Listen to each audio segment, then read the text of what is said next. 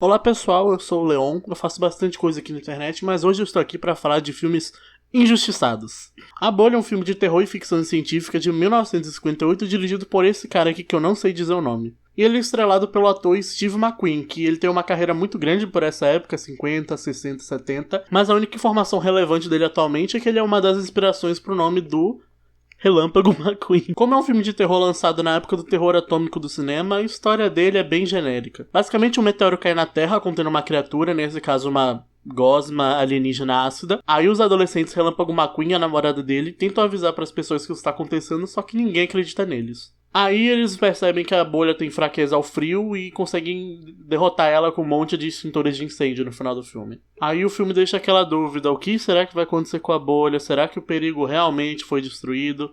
Com um final levemente aberto. Eu respeito a reputação desse filme como um filme de terror de ficção científica, e tem algumas cenas que são realmente muito interessantes, mas no geral achei um filme bem chatinho.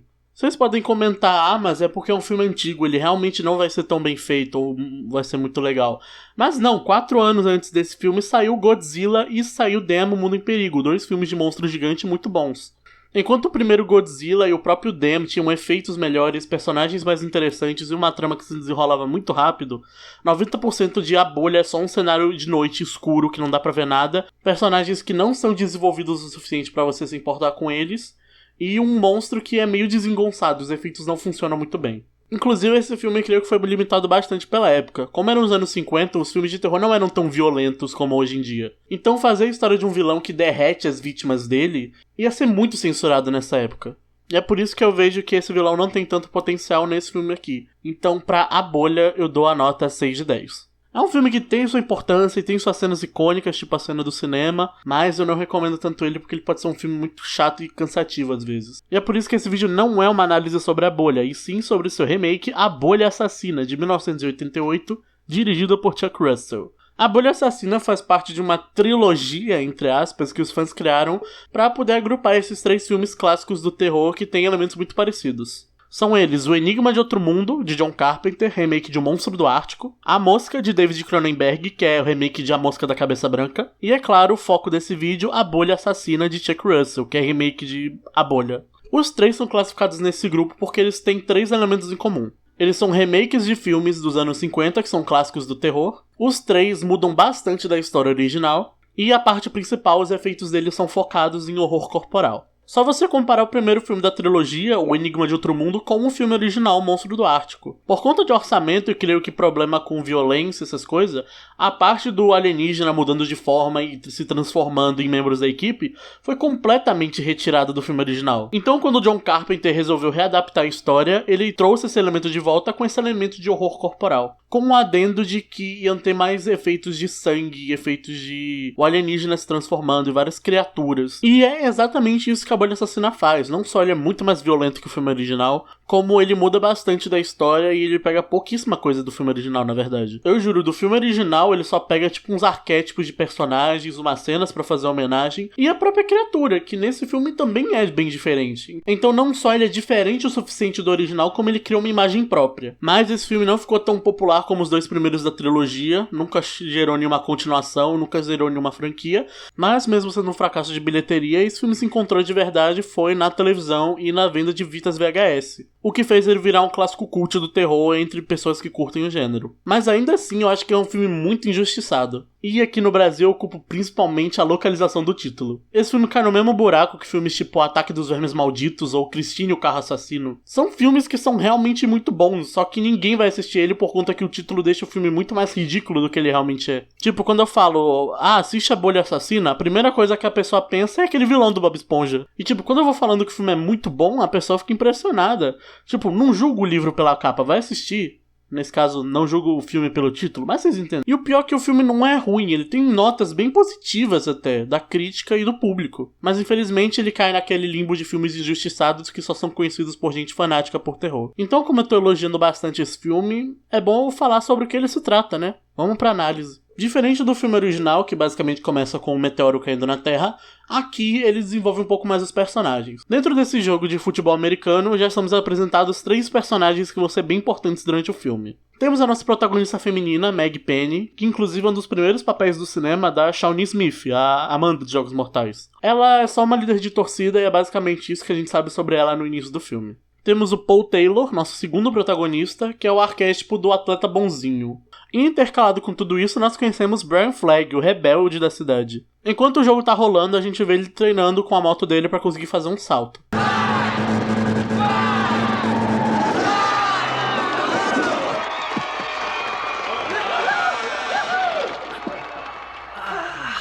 Já nessa cena inicial, a gente também conhece alguns outros personagens que não são exatamente principais, mas que são um pouquinho relevantes pra trama. Nós temos o Scott, o amigo babaca do Paul, e é basicamente essa caracterização dele o filme todo, ele é um babaca.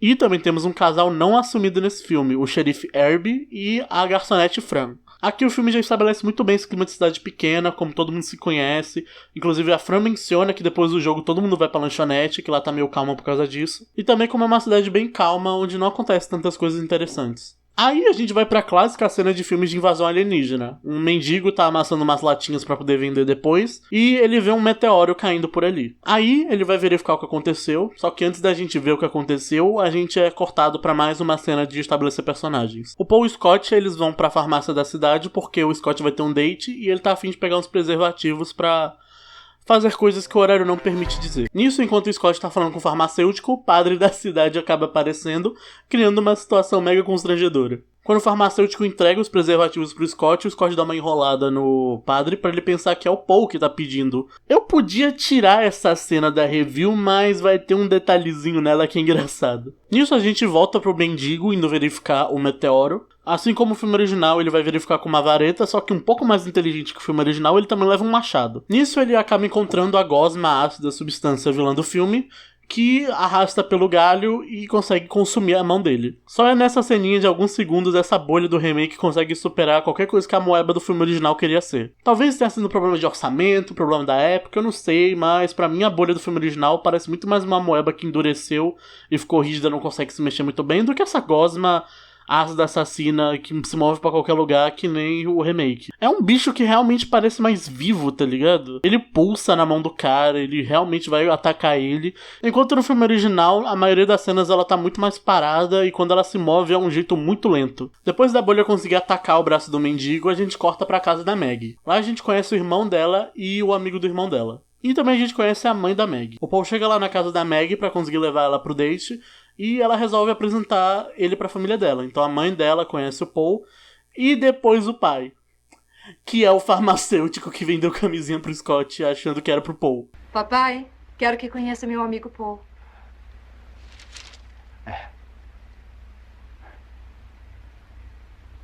Aí a gente corta pro Brian consertando a moto dele, porque provavelmente teve uma briga de família cheia de palavrão. Aí ele escuta um barulho vindo da floresta.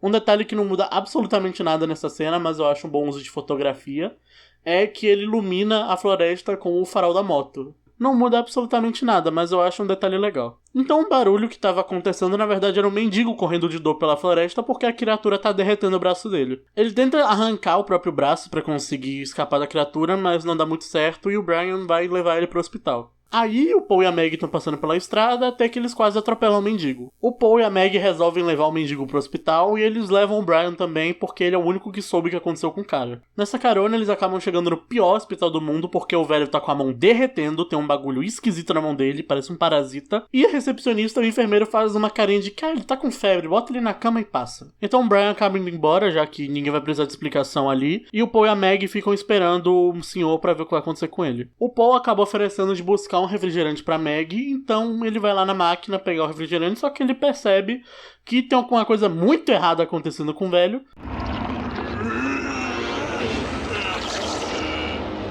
Aí ele resolve chamar o médico, só que quando o médico chega lá, o cara foi completamente derretido. Os dois entram completamente em pânico e o Paul resolve chamar a polícia. Você lembra quando eu disse que o Paul era um dos protagonistas?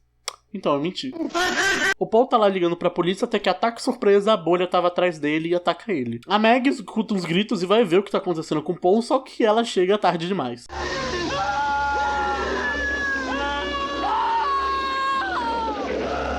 tudo nessa cena é simplesmente impecável. A começar pela audácia de tu matar um dos personagens que você fez pensar que era o protagonista em 20 minutos de filme. E aí tem uns efeitos, tipo a cara do Paul derretendo dentro da bolha, ele tentando gritar, e a Meg vai puxar o braço dele pra ajudar ele, o braço sai pra fora. É uma cena que tem efeitos muito bons de verdade. Mas mesmo o Paul tendo sido morto pela bolha, ele conseguiu ligar pra polícia. Eles chegam no local e a gente é apresentado pra um segundo policial, o policial Briggs, que é aquele clássico policial boomer que acha que tudo é culpa dos jovens. A Meg tenta contar o que aconteceu, que aquela gosma que tava no braço do mendigo acabou atacando, matando o Paul, mas ninguém acredita nela. O que o policial Briggs deduz é que como o Brian Flagg tava na cena do crime antes do Paul morrer, foi o Brian que matou ele, mesmo a Meg tendo falado que o Brian saiu bem antes do Paul ser atacado. É um policial boomer, então ele não vai acreditar em jovem. Aqui a gente passa pra uma cena do Scott com a menina do date dele, que se chama Vicky.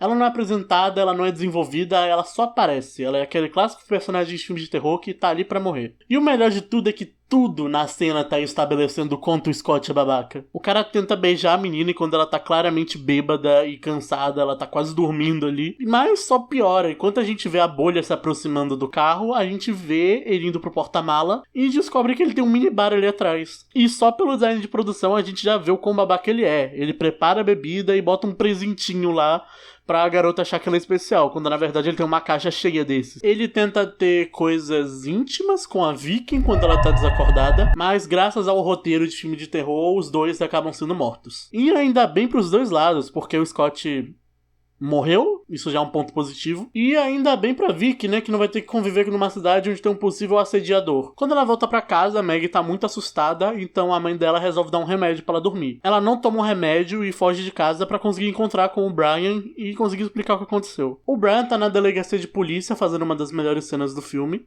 E se vocês não vão me autuar, eu quero ir embora. Porque eu já tô ficando enjoado dessa tua cara. É mesmo, rapaz? Pois eu vou ficar bem aqui. O que pretende fazer sobre isso? Mas, como os policiais não têm prova de que ele realmente fez alguma coisa, eles são obrigados a soltar o Brian. Enquanto essas cenas acontecem, a gente já vê a bolha indo pro esgoto da cidade e a gente já sabe que ela vai fazer mais vítimas daqui a pouco. Mesmo o Brian não estando muito afim de papo, a Meg acaba seguindo ele pra lanchonete da Fran, que já tá fechando, e ela tenta convencer ele do que aconteceu, que foi aquela bolha, aquela coisa que tava na mão do mendigo que atacou o Paul e matou ele. A coisa na mão daquele homem o matou e depois matou o Paul. E o que quer que seja está ficando maior. Foi isso que você disse pra polícia? O Brian não acredita muito nessa história, até zoa um pouco com a cara dela, mas a gente vê que o Brian, ele não é 100% uma pessoa ruim e tenta confortar ela nessa situação quando ele vê que fez merda. Nisso, a gente passa pra cozinha, onde tem uma das melhores, uma das mais icônicas cenas desse filme. A Fran, ela percebe que a pia da cozinha tá entupida, então ela vai tentar desentupir. Só que o funcionário machão dela vai tentar desentupir no lugar dela enquanto ela vai servir os garotos. Aí ele bota a mão lá dentro, ele vê uma gosma e a gente sabe exatamente o que acontece.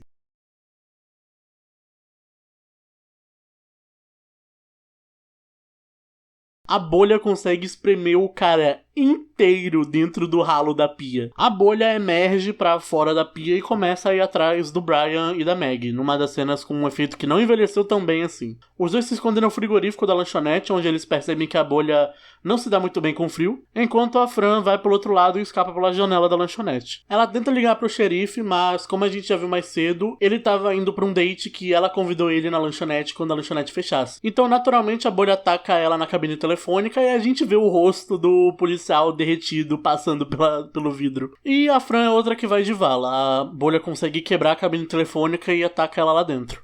A gente consegue ver o Brian e a Meg saindo do refrigerador e depois a gente vê uma cena do padre lá da cena da farmácia investigando o que tá acontecendo e pegando uns restos da bolha que ficaram lá na lanchonete. O Brian e a Meg, eles vão pra delegacia, mas como o xerife foi de arrasta, eles resolvem chamar o Briggs, que segundo a secretária lá, ele foi pra uma rua perto da floresta pra poder investigar alguma coisa. Eles encontram a viatura do Briggs perto da floresta, eles vão investigar e acabam vendo luzes no céu. teu sensor de filme já fala, puta merda, são alienígenas. Mas não, é uma piada visual que é muito bem feita. Na verdade, são helicópteros do governo. O que eles viram foi um helicóptero de uma equipe de contenção explorando a área porque eles querem conter a bolha. Aqui nós somos apresentados o personagem que mais difere esse filme do filme original, o cientista Meadows. Um cientista que se mostra bem prestativo e simpático e resolve explicar pra Meg e pro Brian o que aconteceu. O que não serve pra muita coisa, mas basicamente o que ele explica é que um meteoro caiu liberando uma bactéria que consome tudo que vê pela frente. Olha, que o seu meteoro trouxe alguma coisa, eu sei. Mas se for um germe, é o maior filho da mãe que eu já vi na minha vida. Nisso a gente vai pra uma sessão de cinema onde tá o irmão da Meg e o amigo do irmão da Meg. E aqui temos mais uma cena que é uma grande homenagem ao filme original. Já que a cena mais conhecida do filme original, e provavelmente desse filme também, é o ataque ao cinema. Nesse caso são duas cenas de ataque. A primeira é o projecionista que tá dentro da sala.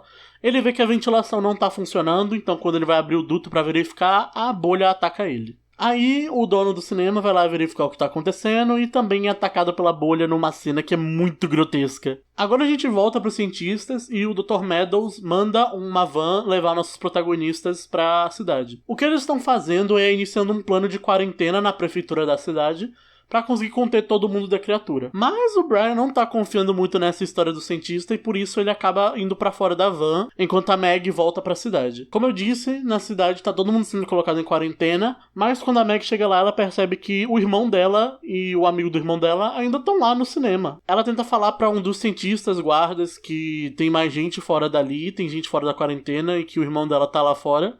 Ele dá uma enrolada nela, então ela resolver por ela mesma. E aqui a gente novamente tem alguns indícios que esse pessoal não tá dizendo que eles são de verdade, assim como o Brian também estava suspeitando. Voltando pro cinema, a bolha consegue escapar da sala de projeção e começa a atacar todo mundo puxando as pessoas pro teto. Pelo menos os três conseguem fugir, eles quase são pegos porque o casaco do menino ficou preso na porta, mas eles conseguem fugir pelo esgoto.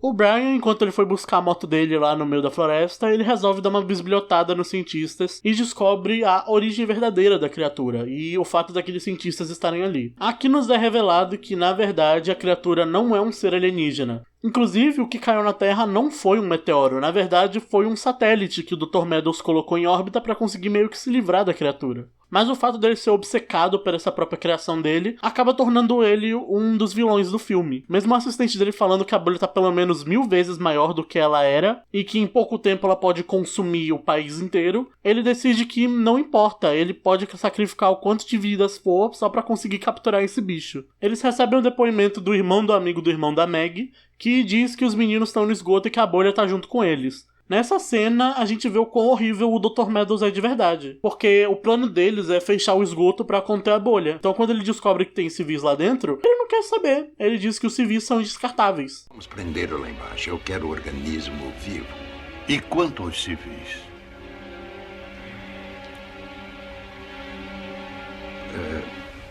Eles são dispensáveis. Aqui a gente vê muito essa subversão de figura de autoridade. Porque enquanto nos filmes dos anos 50 geralmente eram cientistas comentando numa sala tentando resolver a situação, aqui isso é completamente invertido e eles na verdade são os vilões do filme. O Brian acaba sendo descoberto pelos cientistas, mas ele consegue escapar pulando por aquela ponte que ele estava tentando pular no início do filme. A Meg e os dois meninos que estão com ela vão passar pelo esgoto, eles conseguem achar uma brecha para sair, mas a bolha acaba encontrando eles. Cuidado com ratos. Que rato?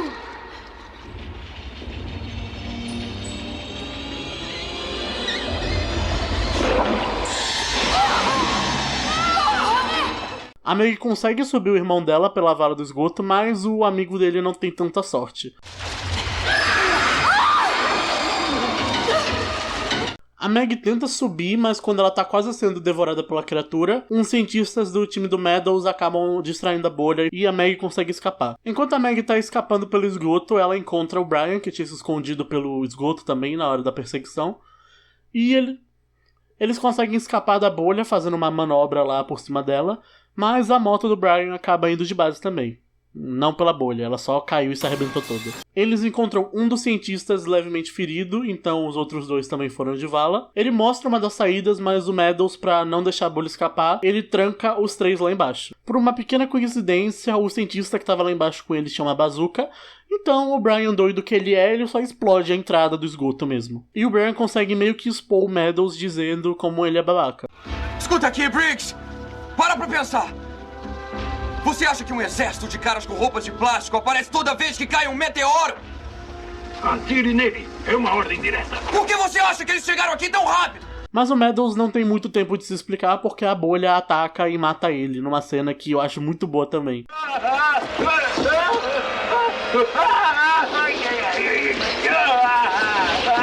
Nisso, a bolha consegue escapar do esgoto e começa a atacar a cidade toda e consumindo pessoas pra ficar cada vez maior. A Meg lembra que a criatura não suporta frio, então ela pega um extintor de incêndio pra conseguir se defender da criatura. Numa outra cena que é a referência ao filme original, já que é basicamente assim que eles derrotam a criatura no final do filme. Sim, eles derrotam a criatura imensa no filme dos anos 50 porque todo mundo pega um monte de extintor de incêndio e começa a atacar nela.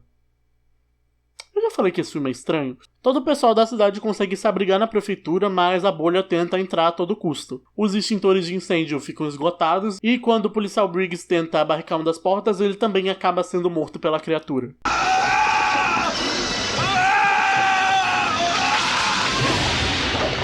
O Brian consegue pegar um caminhão de neve que tinha sido estabelecido no início do filme para tentar derrotar a bolha, mas ela acaba tombando o caminhão. A Meg vai tentar dar continuidade no plano dele, então ela pega umas bombas e uma arma de um cientista que tinha sido abatido e bota as bombas em cima do compartimento de neve. Ela consegue atrair a bolha pra armadilha, dando uns tiros nela, mas na hora que ela vai sair, ela acaba ficando presa de cabeça pra baixo. O Brian acorda depois do tombo, consegue tirar ela, a bolha cai na armadilha e a neve explode, fazendo com que ela seja congelada completamente. E é assim que acaba o filme, basicamente. Tirando uma cena no final, que aquele padre que eu tinha mencionado, que ele pegou uns pedacinhos que restaram da bolha, ele tá numa igreja meio que improvisada e tá esperando só um sinal divino pra conseguir soltar a bolha de novo. O que era uma deixa pra continuação, só que como eu disse que o filme foi um fracasso de bilheteria, nunca fizeram. Então, esse é A Bolha Assassina. Definitivamente um dos melhores filmes em questão de efeitos especiais grotescos dos anos 80. Tá bom, tem alguns que não envelheceram tão bem, principalmente os efeitos de tela verde, mas basicamente todas as cenas de assassinato e derretimento salvam esse filme completamente. É um filme que eu acho muito bom em questão de roteiro, personagens, direção, fotografia